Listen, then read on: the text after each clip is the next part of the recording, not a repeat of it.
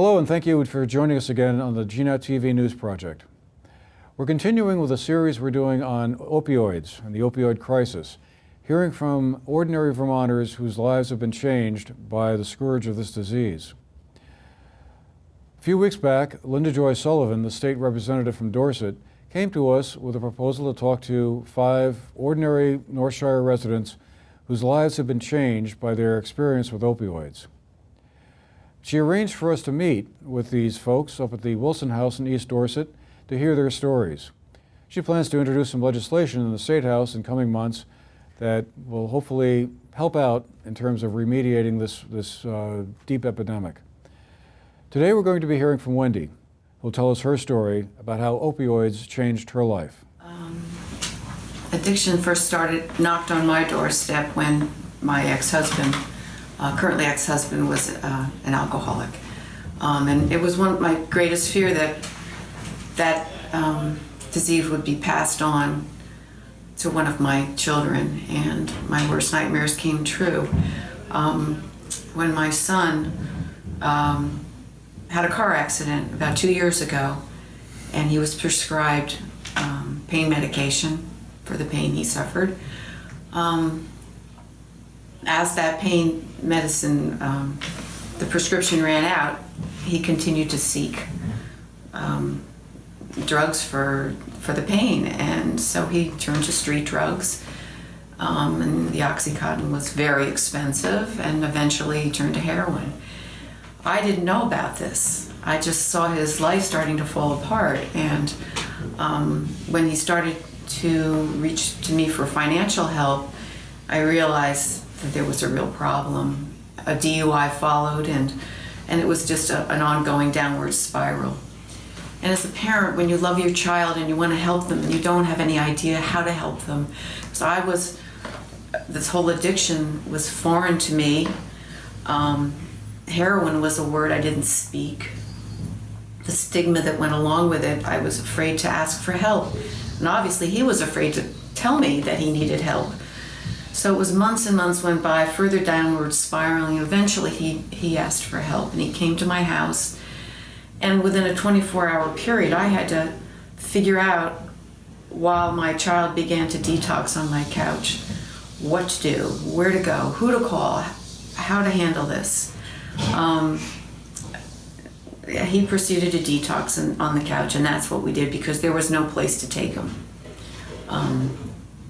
We did find a rehab. We knew that rehab was going to be next, and 1,000 phone calls to various places in our state finally found somewhere that would take him within 10 days of his beginning to detox, and we were very grateful for that. They had a bed.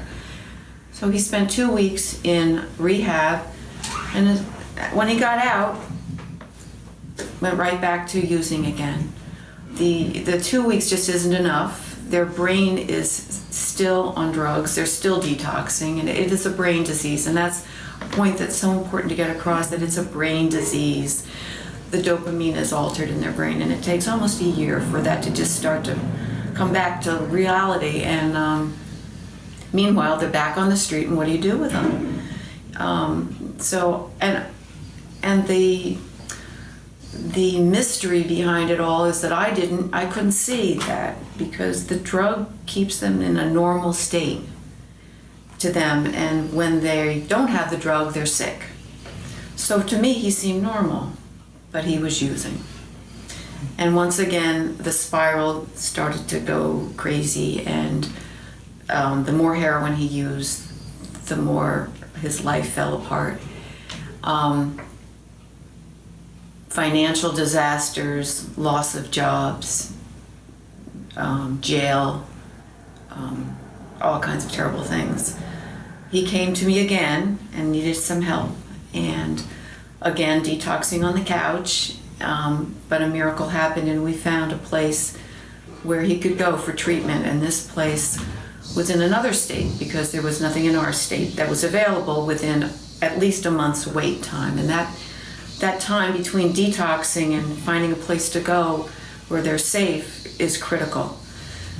So he went to a wonderful place in New Jersey, and it's a long-term, structured, sober living situation where they work on the 12 steps and they work on getting their lives back together so they have tools to function when they come out.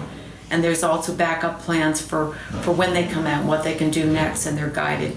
And we have nothing like that in the state. And that's the only treatment that I see is that it has a possibility of working, and gives them the time that their brains can heal. And it truly takes time. So my goal is to get the word out, to break the stigma so that people start talking about this problem, so the conversation is not something that someone fears, that when parents are confronted with an addicted child, they have resources they can find, they can ask for help. There's places to turn on a quick turnaround. There are detox places available. And then there are sufficient treatment centers so that these addicts can get help. I'm very eager to get some type of legislature out there that is going to create the statutory presumption of physician and pharmaceutical company liability. I believe that we have too many prescribers, too many drugs, refills are out there. We need to stop the pills. I think the only way to do that is to come up with strict liability and to have strong enforcement on those that should be held accountable, not on the victims. But I think that there needs to be funds that come back from the pharmacies and the doctors if they are not following the law on prescribing. I think that those monies should be used to go into education, but as I've said before, not just say no education. I believe that we need to have education where students, young students, are actually repulsed to touch drugs. They need to stay away from the bullying concept, from the gangs that are infiltrating the schools. I think that the governor has taken a strong step forward by saying this is an epidemic, it's in Vermont, and we need money and we need to do something, and I applaud that effort.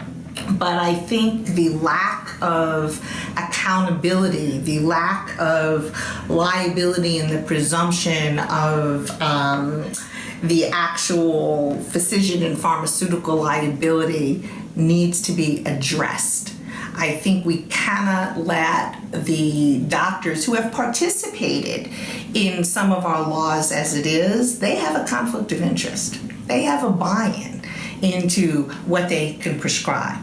So I think now we need to hold people accountable, and that's where we need to focus, and that's my hope on putting together this bill. Of course, I'm sure I'll get pushback, but I intend on doing it anyway. It will actually, I do intend to try to get it out in January.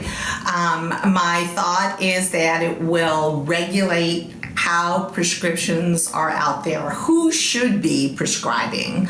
Definitely it should be doctors, MDs, and once they know that there is some accountability, and it will put controls on the pharmaceutical companies as well, and then once we get accountability, there will be enforcement if they do not follow the law.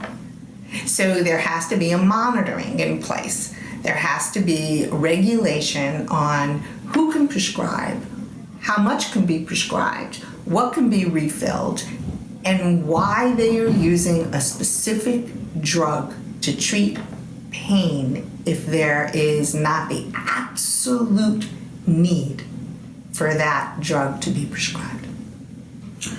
Are you satisfied with the rate of progress the state has been making in the last 4 years or so since then Governor Shumlin's famous address to the state kind of like woke everybody up into awareness of this? Are we on the right track, or are we just kind of like treading water here with this whole problem? I think we're treading water. I'm not satisfied. I don't think that it can be cured. I don't think this is an easy fix. I think we're in quicksand. I think that it's going to take a faster pace now because I think that the current administration has made it a priority and taken some action. I don't believe that there is a cure-all, and I'm sure that it's going to take just as many years as it took for the epidemic to hit, but we're dealing with commercialism. We're dealing with my bill, the proposal, if I can get it out there, would be an economic liability. We need to fix this. Am I happy about the progress? No, I think we've just taken the first baby step. And I think that awareness and victim input is important, but I think it's the professionals in the pharmaceutical companies that need to step up to the plate and insist for it to actually have any type of impact on a cure. And as I said, I don't think it can be fixed, but we can definitely chip away.